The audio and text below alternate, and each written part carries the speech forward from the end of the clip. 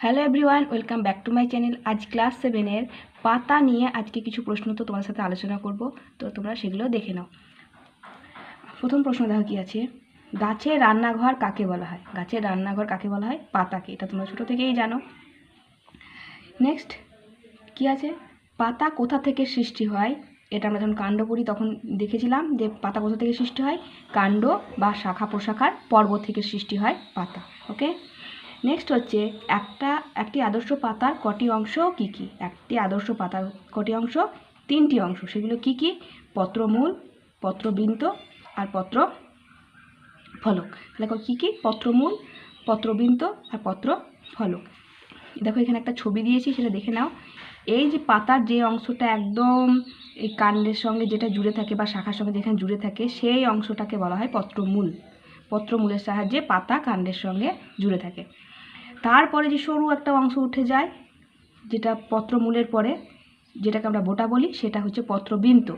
ঠিক আছে, তারপরে পত্রবৃন্তের পরে যে প্রসারিত, যেটা আমরা আসল পাতা বলে যেটা চিনি, পাতা বলে যেটাকে আমরা বুঝি, সেটাই হচ্ছে পত্রফলক। ঠিক আছে, পাতা কিন্তু শুধু এইটুকু নয়, পাতা হচ্ছে গোটা 3টে অংশ নিয়েই হচ্ছে পাতা। ওকে, নেক্সট দেখো, তাহলে এটা বোঝা গেল যে পাতার 3টে অংশ কোনটা কোনটা হয়। নেক্সট হচ্ছে পত্রমূল কোনটি ও তার কাজ কি? এটা বলে দিলাম, সেটাই লেখা আছে। পাতা তার যে অংশ দিয়ে কাণ্ড বা শাখা প্রশাখার পর্বের সঙ্গে যুক্ত থাকে তাকে পত্রমূল বলা হয়। তাহলে পত্রমূল হচ্ছে পাতাটা কাণ্ডের সঙ্গে যেখানে যুক্ত আছে, যেটা পর্ব থেকে কি হয় পাতা, সে তাহলে পর্বের সঙ্গে যেটা যে অংশ দিয়ে জুড়ে আছে সেটাই হচ্ছে পত্রমূল। এর কাজ কি? এটার কাজ হচ্ছে কি, পর্বের সঙ্গে পাতাকে জুড়ে রাখা, কাক্ষিক মুকুলকে রক্ষা করা। এখানে যখন একটা কাক্ষিক মুকুল তৈরি হবে, এই অংশটাই তো ওকে ঢেকে রাখবে ছোটোতে, তো সেই কাক্ষিক মুকুলকে রক্ষা করা, এটাই হচ্ছে পত্রমূলের কাজ। নেক্সট হচ্ছে পত্রবৃন্ত কি? পত্রবৃন্ত বা পাতার বোটা যেটা বলি সেটা কি? পত্রমূল আর পাতার প্রসারিত অংশের মাঝে যে সরু দণ্ডাকার অংশ থাকে সেটাই হচ্ছে পত্রবৃন্ত। অর্থাৎ এরকম, এটা পত্র যে প্রসারিত অংশ আর পত্রমূলের মাঝে যে সরু অংশ, এটাই হচ্ছে পত্রবৃন্ত। এর কাজ কি? এর কাজগুলো দেখো, পত্র ফলককে ধারণ করা, যে প্রসারিত অংশটা ধারণ করে ধরে রাখছে। কাণ্ড থেকে জল, খনিজ লবণ পাত্র ফলকে পাঠানো।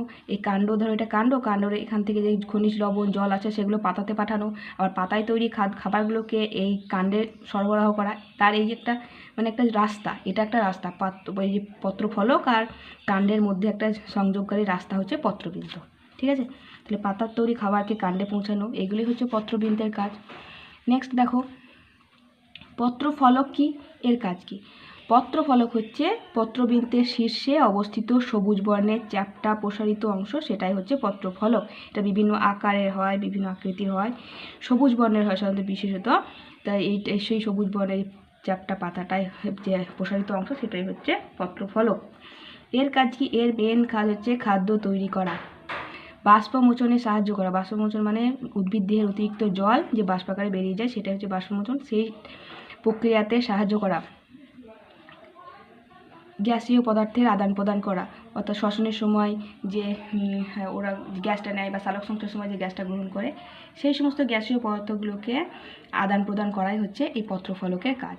তো এই 3টেই ছিল, দেখো, পত্রমূল, পত্রবৃন্ত আর পত্রফলকের কাজ আর কোনটা কি। তো এগুলো নিয়ে আজকে আলোচনা করলাম, পাতার 3টে অংশ নিয়ে। দেখা হবে নেক্সট ক্লাসে। ততক্ষণের জন্য তোমরা ভালো থেকো, সুস্থ থেকো। Thanks for watching.